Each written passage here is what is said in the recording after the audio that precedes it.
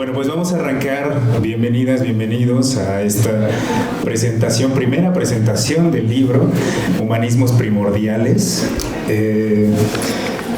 La verdad estoy muy contento de ser parte de este evento. Además, la mesa que tenemos es tremenda, ¿no? En realidad es difícil estar aquí y no tener cierto nerviosismo, ¿no? Porque son presencias imprescindibles de nuestra universidad. Quisiera empezar dándole la palabra a nuestra directora, que bueno, en realidad debo adelantarme con una disculpa porque voy a tener que reducir un poco las semblanzas, dado que son varios participantes y quisiéramos concentrar más tiempo en el diálogo, ¿no? Bien, bueno, la doctora Marifrancis Rodríguez es doctora por esta universidad, es hecha totalmente en esta universidad, ha coordinado proyectos de investigación, tiene en su haber también distintos libros. Ha sido distinguida mediante el premio Gustavo Vaz Prada en 2017, la medalla Benito Juárez al Mérito en 2024 y el reconocimiento nacional de altos estudios también en el mismo año. Es profesora titular del Colegio de Geografía con casi 25 años de trayectoria y bueno, es nuestra directora también, ¿no? Le doy la palabra a la directora. Muchas gracias, Donovan. Buenos días a todas y a todas. Es un gusto, Josu, verdaderamente tenerte acá, aunque sea momentáneamente, para presentar a tu más reciente pues producción, tu más reciente pequeñuelo.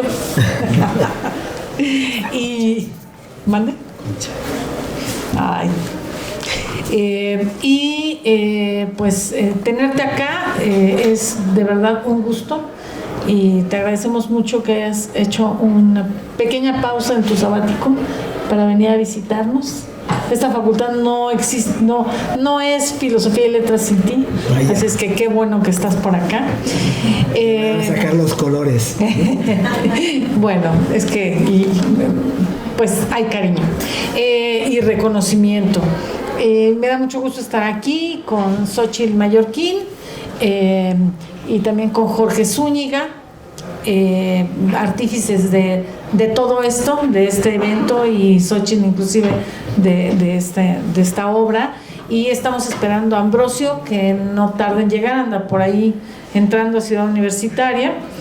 Y yo quiero decirles que no los voy a acompañar en toda la presentación y la discusión del libro, pero me da mucho gusto estar aquí, darle unas breves palabras, saludar a mi amiga Conchita. Le digo, Josu, ya te extraño, todavía sigues haciendo tus arepas, que siempre que íbamos, siempre que iba a visitar a mi amiga Conchita, estaba Josu haciéndonos arepas mientras nosotros nos poníamos al día con todos los chismes del mundo. Y con todas las poesías que nos regalábamos. Pues antes que nada quiero dar las gracias a los organizadores, y me da mucho gusto aprovechar estos pequeños minutos para acompañarlos en el inicio de este acto. Pues gracias a los organizadores, al autor, a todos ustedes que han venido a compartir este momento.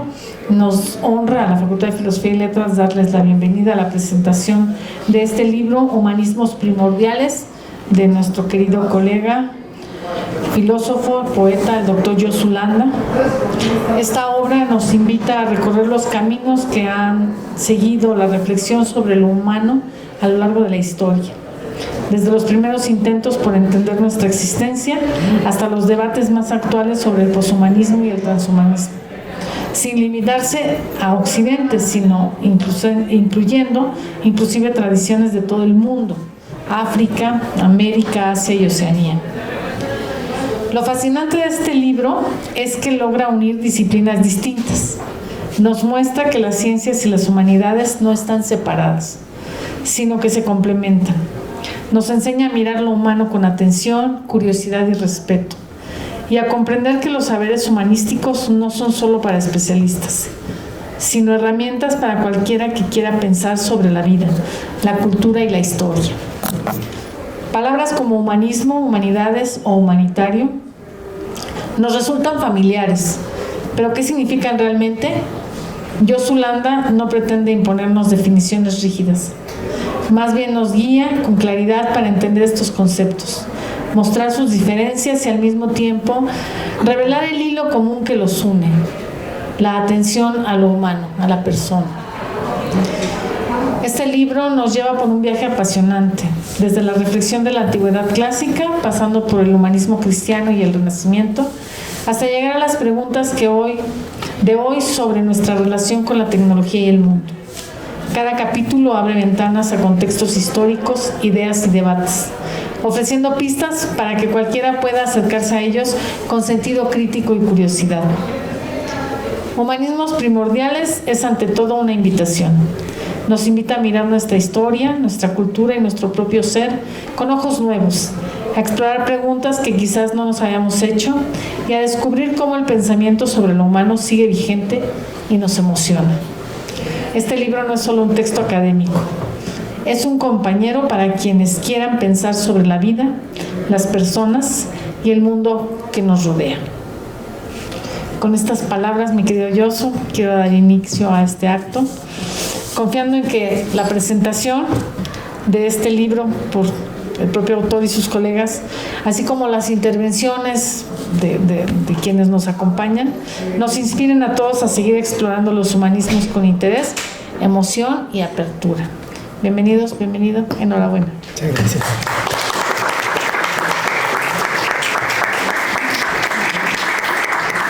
Muchas gracias, doctora. Ambrosio. Doctora Francina, te va llegando el doctor. No, está bien, el tráfico Permíteme nada más. Lo voy a Antes de que se vaya la doctora Rodríguez Van Gort, querido Ambrosio, bienvenido. Quiero corresponder a sus palabras muy generosas, con mi gratitud, manifestando mi aprecio enorme por el hecho de haberse tomado, el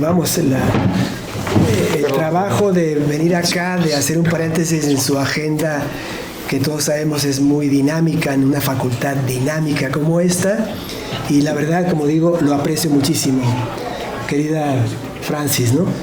Entonces, bueno, muchísimas gracias. Entendemos, comprendemos que tienes todo un montón de cosas que atender, y ya con este gesto de preparar estas palabras, pronunciarlas y acompañarnos aquí y abrir e inaugurar este pequeño acto, pues estoy muy agradecido, ¿no? Muchas gracias. Quería que lo supieras, ¿no? Muchas gracias. Y que lo supieran ellos también. Y ellas. Muchas gracias, yo soy los dejo aquí. No te pases. Gracias, perdón, es que tenía seminario antes.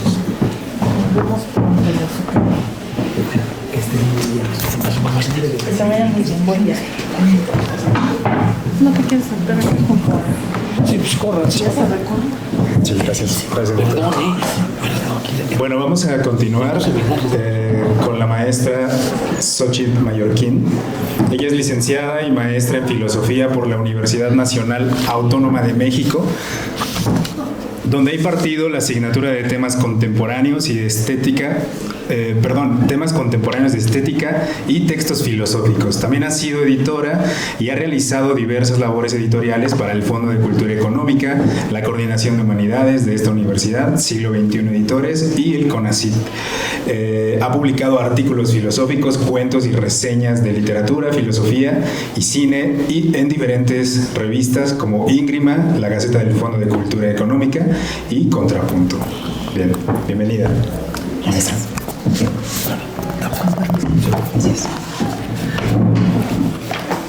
Hola, ¿qué tal? Buenas tardes. Muchas gracias por la invitación para estar aquí con todas y todos ustedes. Fui la editora responsable del libro Humanismos Primordiales por parte del CONACYT, Boise City, por lo que quiero hablarles sobre la manera en que vivimos desde esa trinchera su nacimiento y su proceso. Creo que es lo más importante que yo puedo aportar aquí con ustedes, esta experiencia, considerando pues que el resto de los presentadores seguramente hablarán sobre el contenido de una mejor manera de la que seguramente yo podré hacerlo. Bueno, les quiero platicar el contexto en el que surgió este libro del profesor Josu Landa, querido profesor Josu Landa. Miren, recordarán todos ustedes que en mayo del 2023 el CONACYT, es decir, el Consejo Nacional de Ciencia y Tecnología, llamado así desde su creación en 1970, entró en vigor el decreto por el que pasó de ser el CONACYT, más bien pasó a ser el CONACYT con H intermedia, es decir, el Consejo Nacional de Humanidades, Ciencias y Tecnologías, así en plural. Como lo comenta Josu en su nota preliminar del libro, con este cambio se le dio el mismo peso a las humanidades que a la ciencia, con mayúscula casi, que ya desde el propio nombre de la institución. Pues bien, era necesario e importante, y sigue siéndolo, que un concepto como el de humanismo, utilizado de manera tan extendida en los tiempos que corren en nuestro país, utilizado, no solo en el membrete del CONACYT con H intermedia, y hoy CECITI, que conservó esa H intermedia de humanidades, sino de manera también pues muy utilizada y de manera casi permanente y a veces manida en el debate público. Era importante que fuera en primer lugar aclarado y desarrollado por un profesional y un cultivador de las humanidades, para que se le distinguiera de términos con los que se le suele confundir y usarse de manera indistinta. Por ejemplo, con el de humanitarismo, como apunta Josu. Y en segundo lugar, para que fuera comprendido en toda la riqueza de sus acepciones a lo largo de la historia y su multiplicidad de dimensiones. Por ejemplo, la epistémica, la ética, la estética, la científica, la pedagógica y la política. Sobre todo desde el Renacimiento, pues es esa acepción de la cual somos herederos más directos. Pues, nos dice Josu, desde entonces ya no desligamos al humanismo del cuidado y resguardo de la dignidad humana ni de las humanidades. Con el análisis conceptual e histórico hecho por Josu Landa se enriqueció pues también el diálogo y el debate público.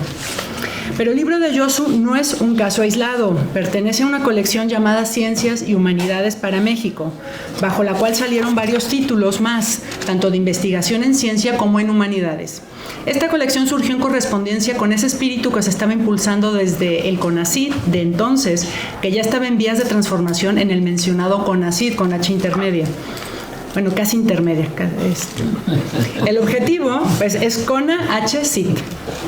El objetivo de esta colección fue que los temas más urgentes para el país se investigaran y reflexionaran de manera profunda, que llegara a un público lo más amplio posible, si bien se enfocaba en el público universitario, y que además tuvieran capacidad de incidencia, por lo que se consideró que entre las muchas acciones necesarias debían publicarse obras que fueran un referente de los distintos temas considerados prioritarios para el país: educación, salud, soberanía alimentaria, cambio climático, transición energética, agua, movilidad, migración, artes y literatura.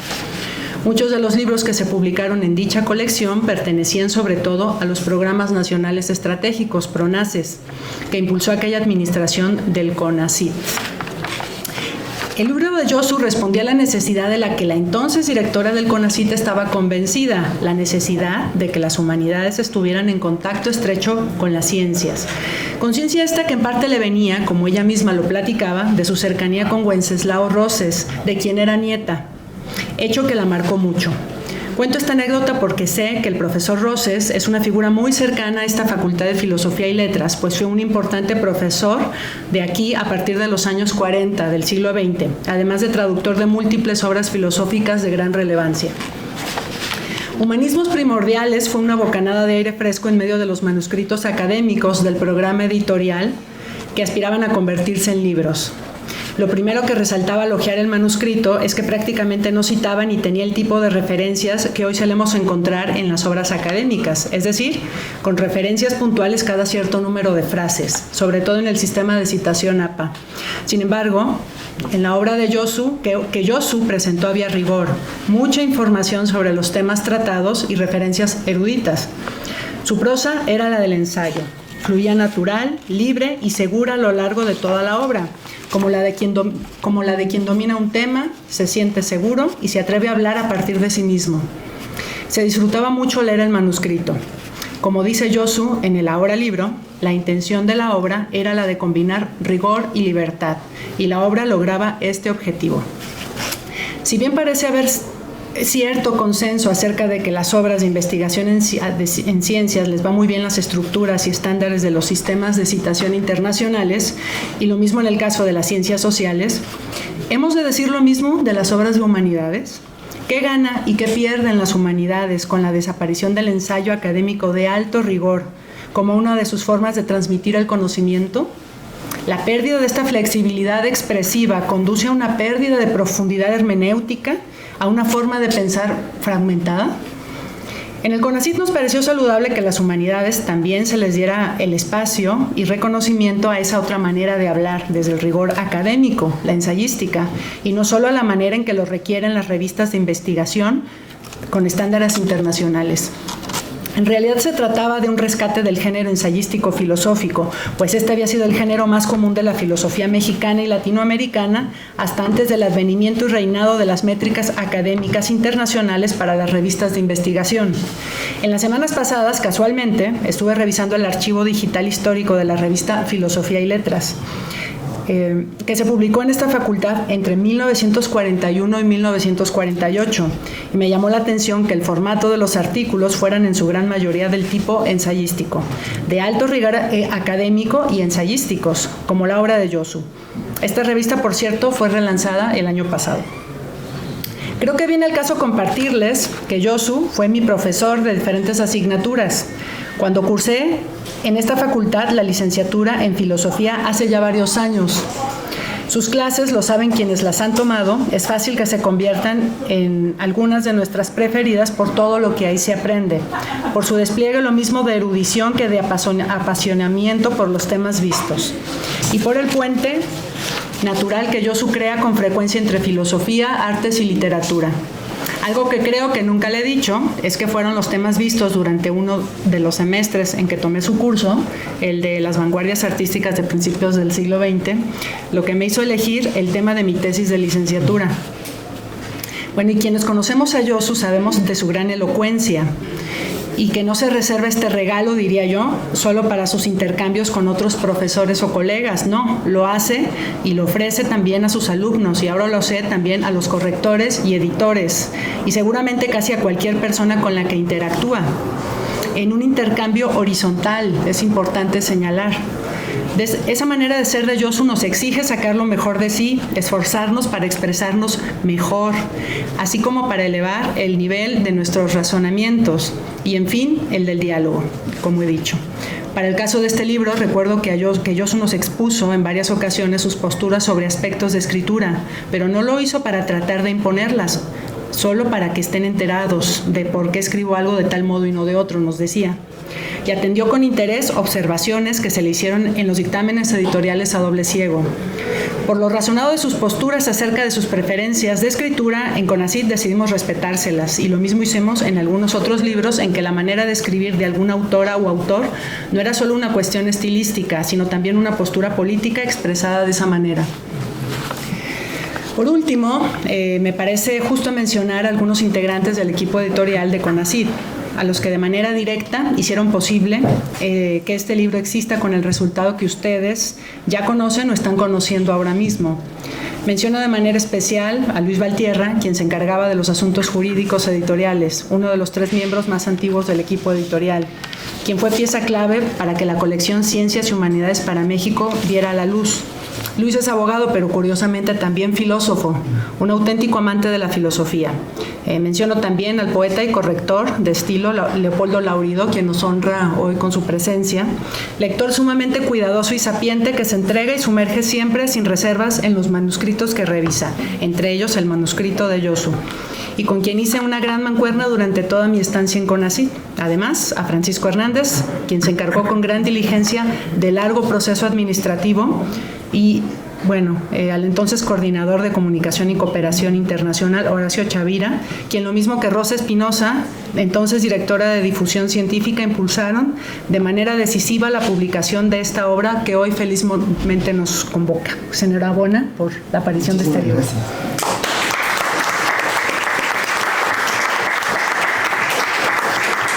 Muchas gracias, maestra Xochitl. Una pieza fundamental para la realización de esta obra. Pasemos ahora con el doctor Ambrosio Velasco. La semblanza podría ser larguísima, ¿no? También es un filósofo que pues es muy conocido, ¿no? Pero bueno, voy a decir solo unas palabras. Es un eminente filósofo mexicano con una formación académica rigurosa. Fue director de esta facultad del 2001 al 2009. Bueno, tiene muchos libros, artículos, etcétera. Y en 1994 recibió la distinción Universidad Nacional para Jóvenes Académicos en Humanidades. Y entre 2014 y 2016 presidió la Asociación Filosófica de México, consolidando su legado como uno de los referentes más respetados de la filosofía contemporánea en México, ¿no? Ambrosio Velasco. Doctor Ambrosio Velasco. Perdón. Muchas gracias. ¿Este es propio de aquí o se pegó? Sí, no, es de aquí. Ah, es de aquí. Okay. Es que de repente vi ahí. No sé qué sea. Bueno, pues en primer lugar quiero felicitar mucho de veras. Ah, perdón. Entonces me lo acerco. Entonces voy a cambiar de lentes porque si no... Bueno, en primer lugar quiero felicitar mucho a mi querido amigo, colega, Josu Landa, por este libro que publica, y desde luego también a Xochitl Mallorquín y a todo el equipo de producción del CONACYT con H, que realmente sacaron una colección muy importante. Ahorita pues voy a referirme a algo brevemente de Ciencias y Humanidades para México. Bueno, agradezco mucho pues también la invitación a participar en esta presentación. Muchas gracias a Jorge Zúñiga, que me hizo la invitación, y desde luego al autor Josu, que espero que haya sido con su anuencia. Pero si no, de todos modos ya estoy aquí. No vine a hacer confesiones. No se puede hacer nada. Ni modo, perdón. Bueno, con Josu me une una amistad de muchos años, y le tengo un enorme aprecio y gratitud. Aprecio por su bonomía y su amistad, y gratitud porque en los momentos más difíciles que llegué a esta facultad de director, pues él fue mi salvavidas. Fue mi primer secretario general de esta facultad. Ya lo había sido en las épocas más difíciles de la facultad durante la huelga, y generosamente aceptó cuando yo andaba totalmente, pues si no perdido, por lo menos norteado, ¿no? Al llegar a la dirección de esta facultad. Yo nunca te lo dejaré de agradecer. No se quedó más porque no quiso, hay que decirlo. Bueno, voy a leer y después a referirme a mis apuntes aquí, porque yo soy de apuntes en el libro, de notas al margen. Claro, en los libros personales, los libros que son de propiedad de uno. Bueno, en la biblioteca también con lápiz y borro. Bueno, primero voy a destacar tres virtudes del libro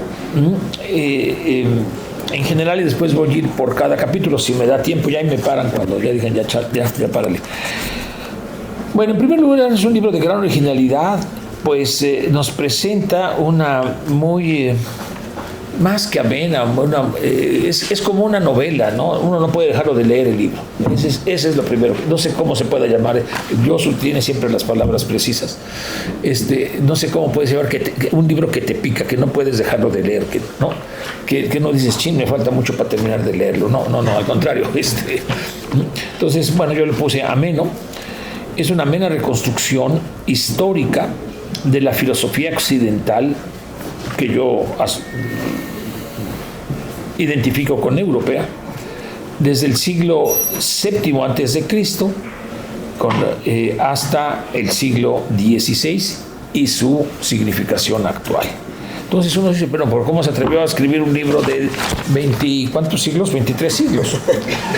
Y aquí está la primera virtud de esta gran originalidad, ¿no? El hilo conductor, el punto que trama esta reconstrucción de 23 siglos de filosofía, es cómo han contribuido diferentes autores y diferentes escuelas a través de sus obras a la conformación de una tradición humanista europea, ¿no? Entonces, esta es la gran originalidad, porque en principio, 23 siglos, Copleston no sé cuántos tiene, Dilthey no sé cuántos tiene, ¿no? Pero, y aquí en este libro, no son pocas páginas, ¿cómo puede articular una reconstrucción filosófica de 23 siglos? Bueno, es justamente en términos de este punto, ¿no? Cómo han contribuido diferentes obras a la construcción de una tradición humanista.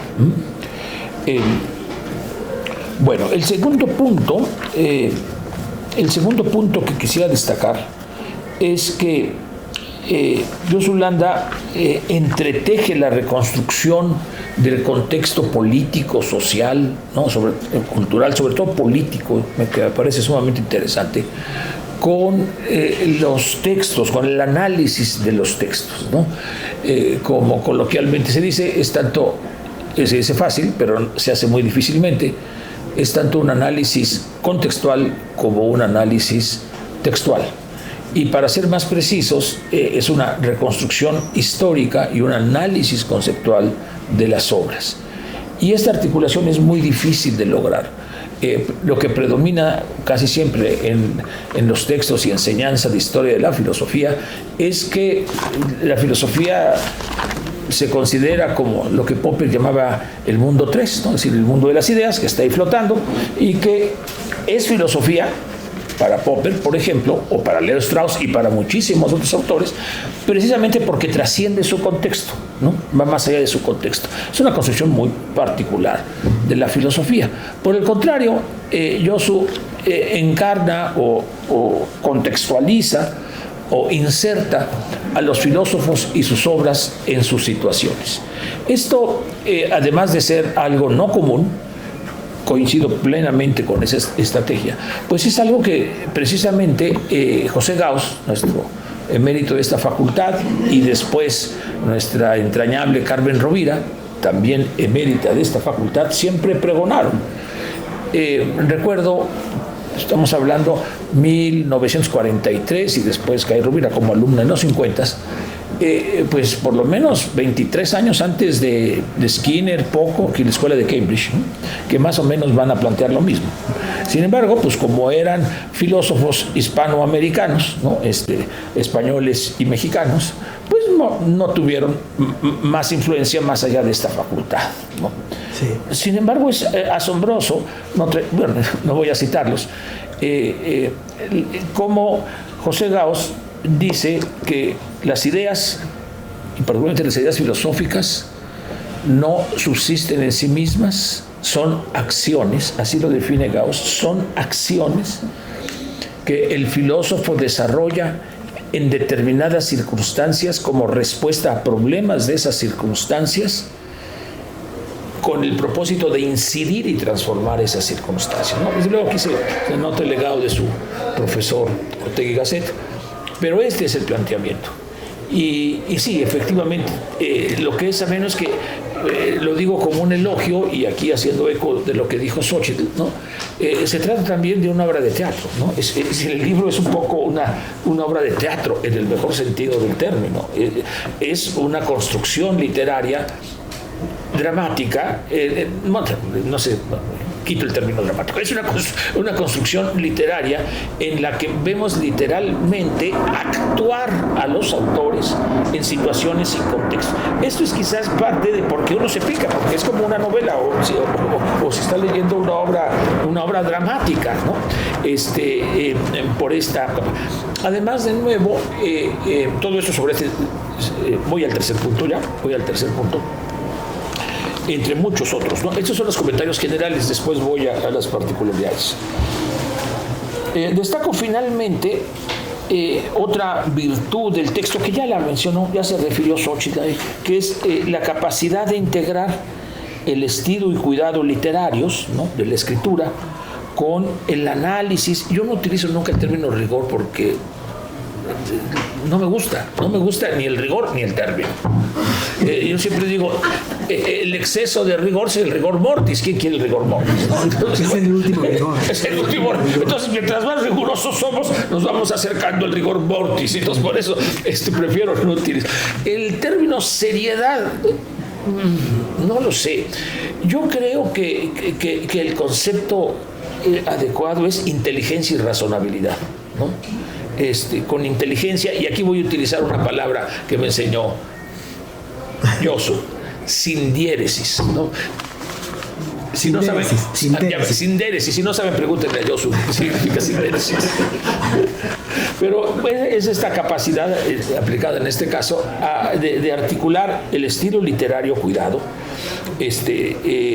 No podría decir sencillo, pero accesible a todos, eso sí, accesible a todos. Puede haber N niveles de lectura. Yo creo que toda la gran filosofía debe ser accesible a todos.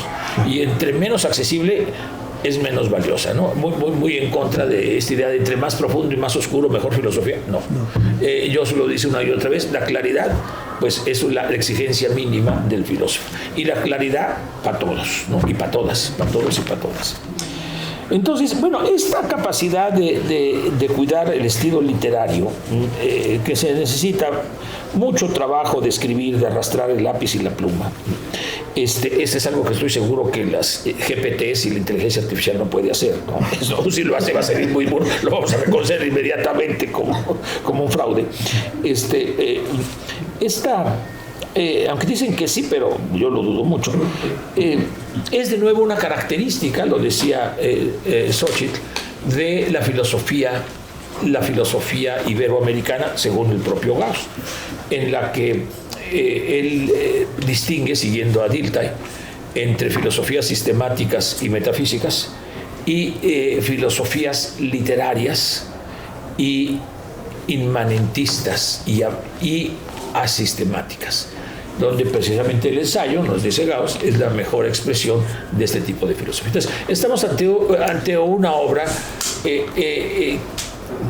típicamente o que responde mucho a la tradición filosófica iberoamericana. Cuando hablo de Iberoamérica, pues hablo de los dos hemisferios, es decir, hablo tanto de la península ibérica como de las naciones, las colonias, las naciones que fueron colonias, sigue siendo colonias, pero no de España, las naciones que fueron colonias de América, de Portugal o de España, ¿no? Iberoamérica en ese sentido. Y que sí, coincido mucho con ese espíritu de nuestros profesores maestros del exilio republicano español, de que formamos no solo que compartimos una cultura común, sino compartimos también un humanismo común y un proyecto civilizatorio común. Pero de eso pues no hablaré.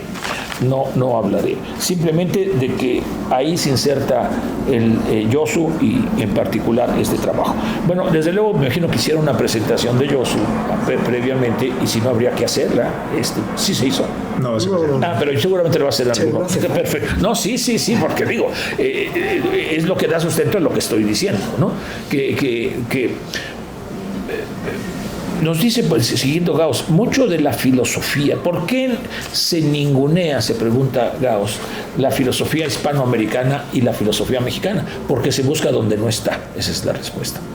Es decir, si distinguimos entre estos dos tipos de filosofía, sistemática, metafísica, y ensayística, ¿no? Ensayística, que además de ensayística tiene ese propósito de un público amplio, ¿no? Tiene un propósito de ilustración kantiana y de incidir en sus circunstancias, porque la filosofía sin P, entonces Q y no P, a mí qué. Bueno,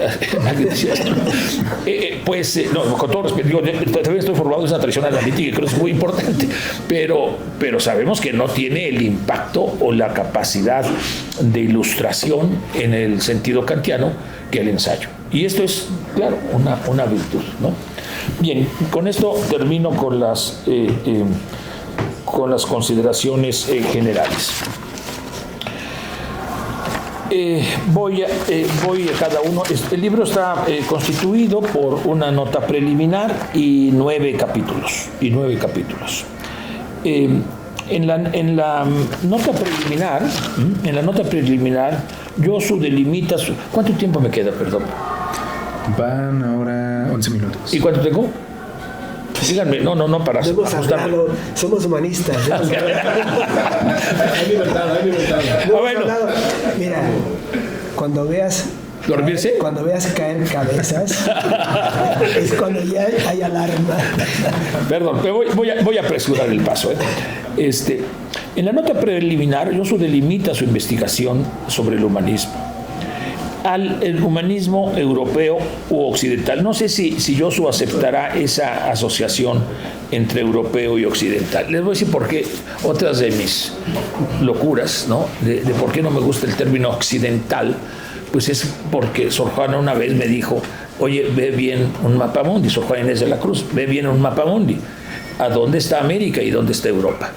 Entonces, desde entonces, pues ya no me refiero a filosofía occidental, porque estaríamos ubicando en el contexto en el que surgió el término orientalismo y occidentalismo y occidente, que es desde Europa en relación a Asia. Pero si estamos en América, claramente nosotros somos occidente, como dice Sor Juana en la loa al auto sacramental del Divino Narciso. Su personaje masculino principal es occidente. Indio galán con corona, dice, o sin corona, ya no sé si es con corona o sin corona, indio galán. Y bueno, entonces, no sé si es una primera pregunta. Bueno, no, esta es la segunda, porque la primera es que nos explicara Yosu el concepto de primordial. Yo creo que no lo encontré, pero me parece muy importante.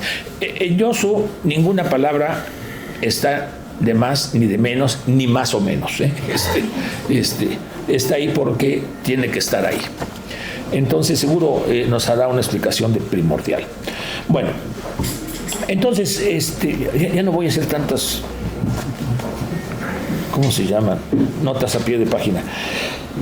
El humanismo europeo occidental se circunscribe reconociendo que hay otros humanismos y también señalando generosamente que muchos de sus colegas, agradezco que me incluya dentro de ellos, pues estamos trabajando en esta misma línea de reconstruir la tradición humanística, particularmente en mi caso sobre el humanismo iberoamericano y mexicano. Ahora, hay y desde luego ya me salto la relevancia del libro publicado por el CONACYT justamente con motivo de su cambio. Fue algo que estuvimos luchando durante muchos años, muchos colegas, el reconocimiento del CONACYT.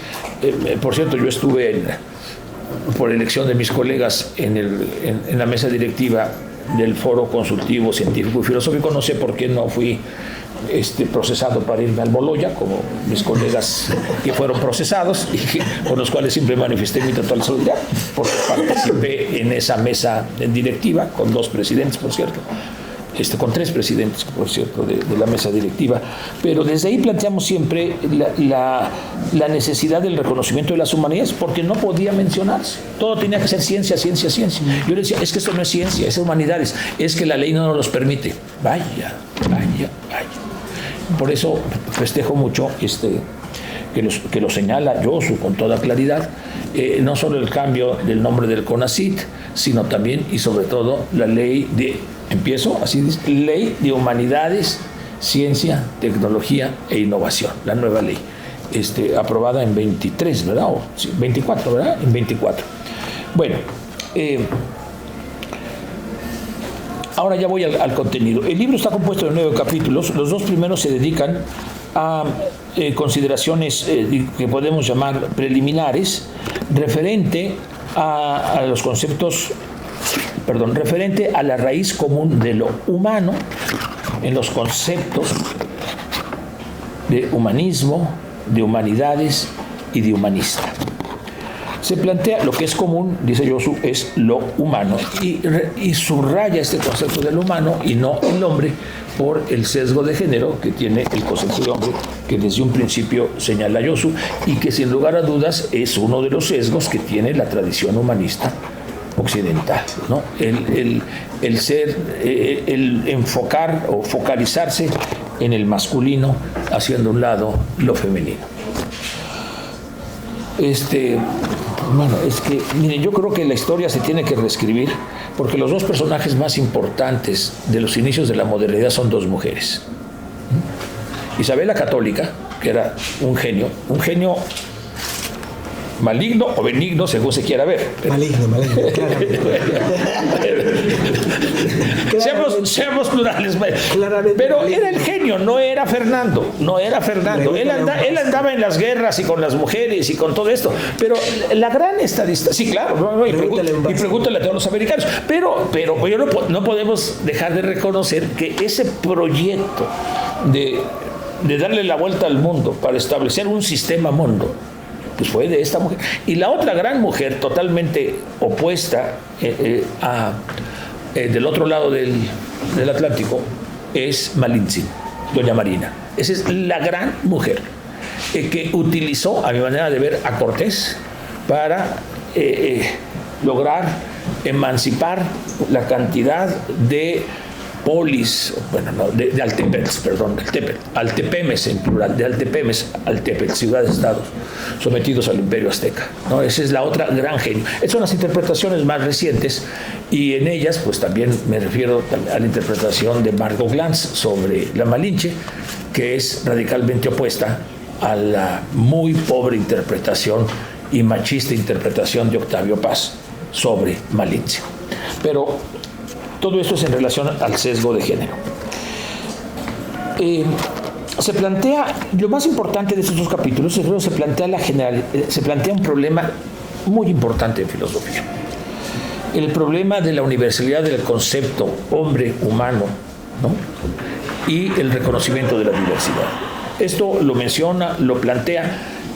Yosu lo que propone es los dos lados, es decir, integrar tanto una concepción universalista que reconozca la diversidad. Es una concepción universalista del humano, del humanismo, pero que al mismo tiempo no excluyente de la diversidad. Vaya bronca, vaya problema. Este es el problema principal que a mi juicio se planteó el nominalismo en la Edad Media. A mi juicio el nominalismo es una de las filosofías más revolucionarias e importantes que han existido en toda la historia de la filosofía. Decir que los universales son vacíos no es poca cosa, y que todo lo real, si son realistas, pero todo lo real es particular, es también muy... Yo me inclino mucho más con el nominalismo, Yosu se inclina más por el universalismo, pero los dos estamos de acuerdo que... qué bueno que estamos de acuerdo. Es un poquito más complicado. Sí, de acuerdo, es mucho más complicado, pero lo que quiero decir es que como marco, digamos así, filosófico hermenéutico de toda la obra, de entrada plantea esta tensión. Podemos hablar de un humanismo en términos generales, en términos universales, o tenemos que reconocer una diversidad de humanismos. Creo que yo lo resuelvo de la siguiente manera. Vamos a hablar de los humanismos y al final concluye, esa es mi interpretación, con la elucidación de una tradición humanista, compuesta de muchos, es un poco como Vico, ¿no? Un gran curso con muchos recursos, ¿no? Más bien, el gran curso se hace de muchos recursos, ¿no? De muchos igualmente. La tradición humanista se teje con muchos humanismos. Esta es la conclusión que yo saco al final del libro, pero ya me salté. ¿Todavía tengo tiempo o ya termino con esto? Ya te pasaste. Bueno, voy muy rápido. Bien, entonces... Voy a leer, porque ya no voy a comentar nada. El libro se plantea la centralidad del concepto hombre, ya lo dije, pero lo más importante de esta concepción de los conceptos es, a mi juicio, la tensión, ya la dije. Este es el problema central, ya lo dije. Esta tensión se muestra y se desarrolla, ya lo dije, a lo largo de todo el libro. Pero ya terminé con la primera página de ese punto. Bueno, voy ya al tercer capítulo, que es con el cual se inicia el análisis del primer periodo correspondiente a esta gran tradición humanista, que corresponde, el capítulo 3, que es lo que él llama antes de la antropología. Y se refiere sobre todo pues, a un periodo en parte prefilosófico y otro ya filosófico. Destacan, desde luego, en el periodo prefilosófico los grandes poetas como Homero.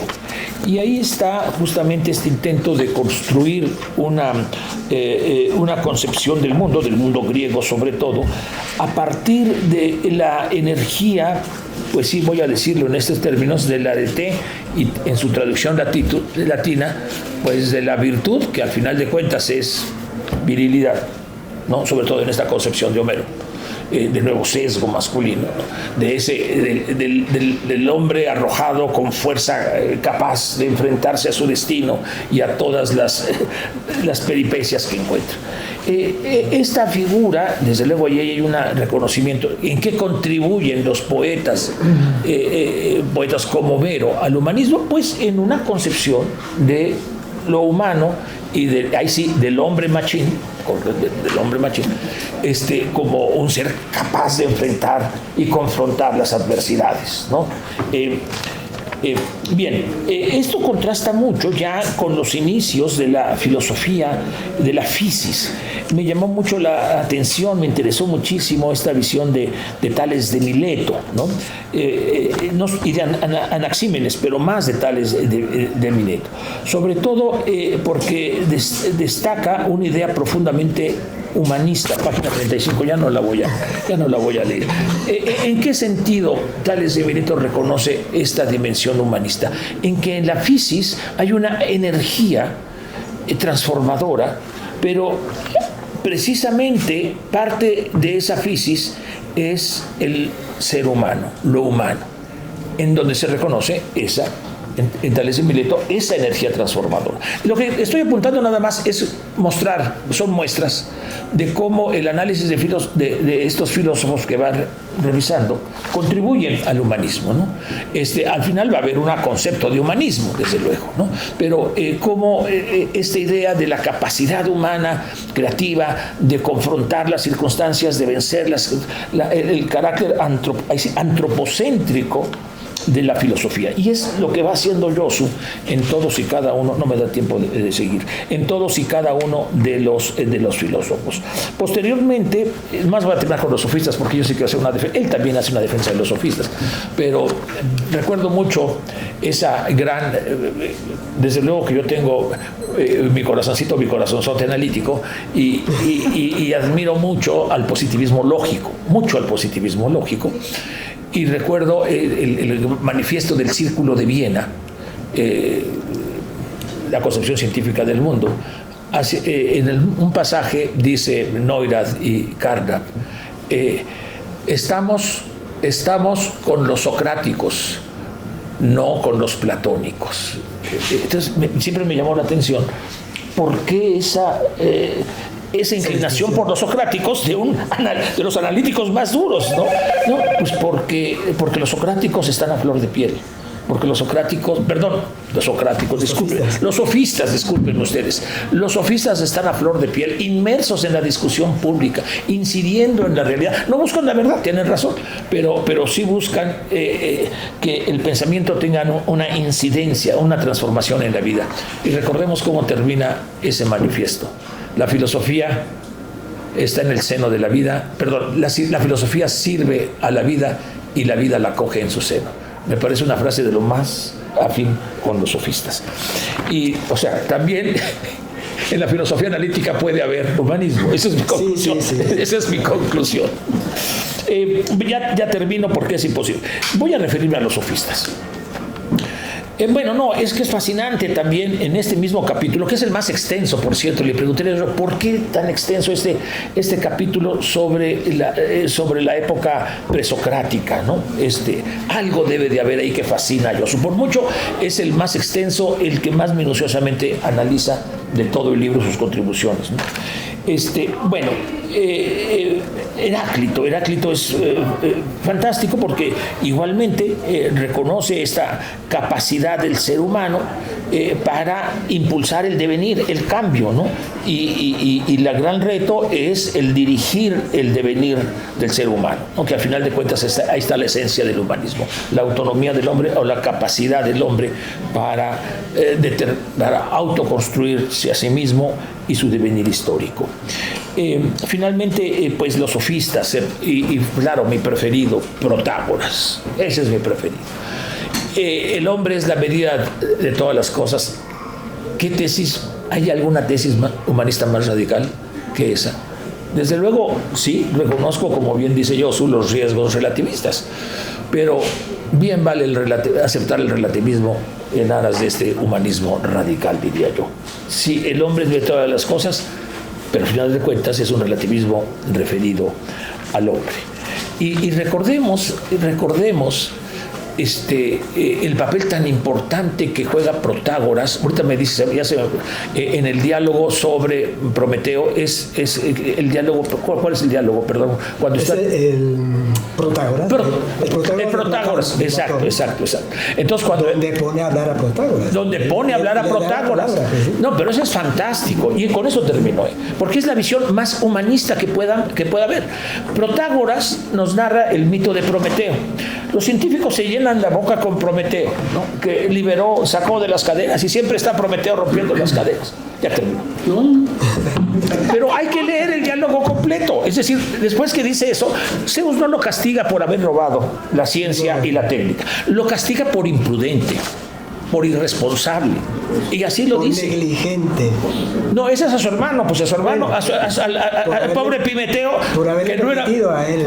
No, yo creo que eso no es el problema. Yo creo que el problema más fuerte en mi lectura es que dio a unos pocos la ciencia y la técnica, y así lo dice. Y esto asegura la destrucción del género humano.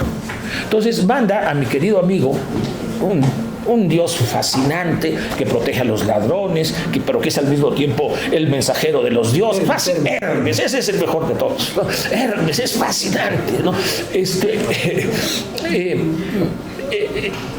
Hermes, que por cierto creó a Dionisio. Hay la famosa estatua que está Hermes con Dionisio creándolos. No, pues era el despapaya absoluto. Dioniso, porque Dionisio puede ser el portero de tu... No, perdóname, Dioniso. Dioniso, bueno, creó... Y está... El dios, pero lo creó Hermes. El 2 veces nacido.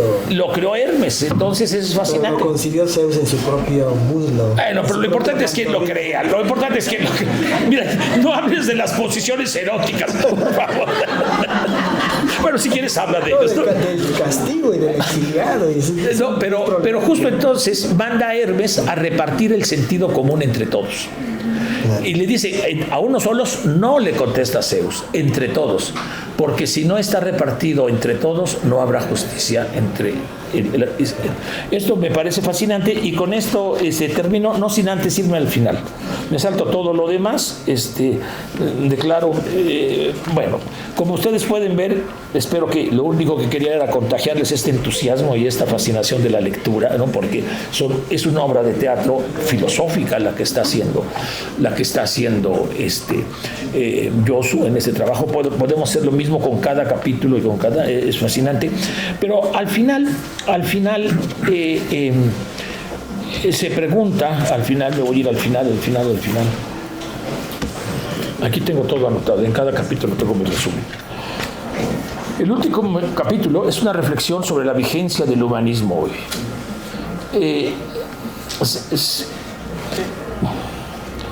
Y la pregunta ahí en este capítulo hace dos críticas muy severas a la tradición humanista. Una crítica que es antropocéntrica y por lo tanto no considera a la naturaleza y al entorno, es eminentemente antropocéntrica, ¿no? Entonces, ¿qué más humanista en ese sentido que el antropoceno, ¿no?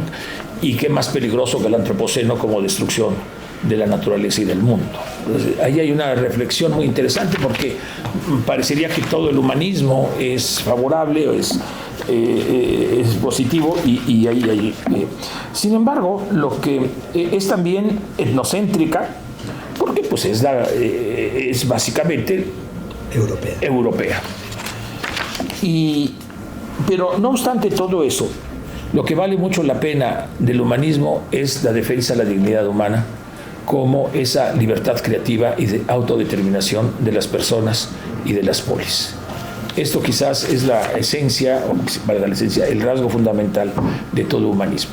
Y aunque lo menciona al principio, yo pienso, aquí voy a hablar del humanismo iberoamericano, que es un humanismo que surge al mismo tiempo que el humanismo italiano, no voy a decir, que surge al mismo tiempo en España. En España, en el siglo XV y XVI, es donde más se traduce y publica Aristóteles, para darnos cuenta de...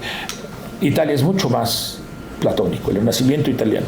Y hay una reflexión de Joaquín Giraud que se llama humanismo español, yo hablo de humanismo hispanoamericano, en la que dice algo muy importante.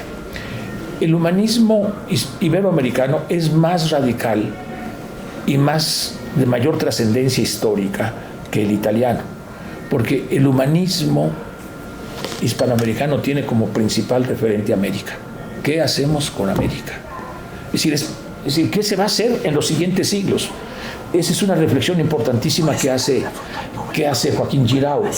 Y ampliándolo mucho más, esto lo desarrolla Gauss, lo desarrolla desde luego Adolfo Sánchez Vázquez, todos los profesores del exilio republicano español, Gallegos Rocaful, en este humanismo desde América y sobre todo desde este humanismo de cómo puede esta concepción del hombre surgida en Europa reconocer la humanidad totalmente diversa de los americanos. En ese sentido, este humanismo iberoamericano me parece más plural y más radical que el humanismo europeo, pero eso ya será materia de otro tema. Muchas gracias.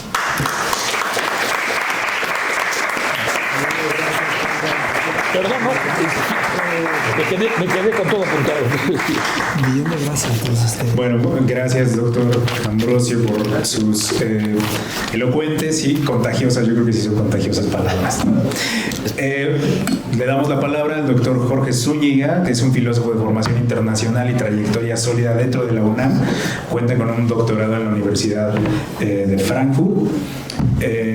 Destaca como autor del libro Retratos de una filosofía de la liberación y es además un conferencista con presencia internacional y candidato al Sistema Nacional de Investigadores en Filosofía Política, lo que lo coloca como una voz influyente en el panorama contemporáneo de las humanidades en América Latina y bueno, también una pieza clave para la gestión de este evento.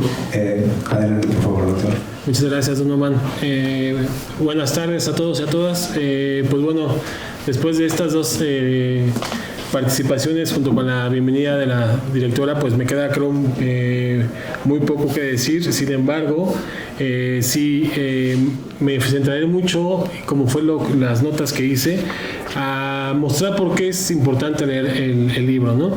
Ya vimos con Xóchitl Mallorquín la historia institucional que precede al libro, lo cual nos ayuda también a entender cómo se confecciona y se teje un proyecto editorial de este tipo, que en este caso pues fue muy atinado. Escuchamos también al doctor Ambrosio Velasco, que precisamente resaltaba varias partes del libro que están presentes en Yosulanda como filósofo, pero también como autor. Y en ese sentido yo quiero complementar estos comentarios con 4 puntos que quisiera destacar en esta presentación. Primero, es un libro de consulta obligada. Es un libro muy bien escrito que refleja tanto la práctica de la escritura exquisita del autor como su amplio conocimiento de la filosofía y de la tradición filosófica. Es un texto que no se limita a la filosofía, aunque esté escrito por un filósofo, sino que precisamente por eso digo que es de consulta obligada y que tiene que estar sin duda un ejemplar siempre en cada biblioteca, y sobre todo de los colegas de las ciencias naturales, de las ciencias experimentales, ¿no? Porque es todo un repaso desde como lo comentaba el doctor Ambrosio, desde el siglo VII antes de nuestra era hasta el Renacimiento. Es impresionante la forma en cómo el autor resume cómo va surgiendo esta idea de el humanismo, que dicho sea de paso, para el autor el humanismo está asociado con en el momento en que como humanidad nos preguntamos por nosotros mismos, y eso es antropología filosófica, y es una de las importantes partes del libro que encontramos aquí. Vemos en el autor también al filósofo, precisamente por este tipo de tesis que él desarrolla a lo largo del texto, y que aun cuando es de una claridad impresionante, no se deja de distinguir ciertas tesis que Josu Landa como filósofo va sosteniendo a lo largo del libro, como es esta, ¿no? La importancia de la aparición de la antropología filosófica para preguntar por el ser humano, ¿no? Ahora bien, es un texto que, como bien lo comenta Ambrosio Velasco, se escribe como una obra, se lee como una obra de teatro. Yo en verdad lo leo como un gran ensayo, de una lectura muy fluida, que es de un lenguaje y discurso accesible para todas las disciplinas de las humanidades y de las ciencias sociales, y por supuesto de las ciencias experimentales. Me parece que además el texto cobra una relevancia especial en el contexto en el cual surge, ¿no? Yo creo que el ambiente político ha permitido que dos términos salgan a la luz pública, que es el de humanismo y es el de las humanidades. Yo creo que este ambiente político que se generó para que hubiera un reconocimiento de las humanidades explícito en el CONACYT, ¿no? Y a su vez hablar en términos prácticos, políticos, éticos de humanidad.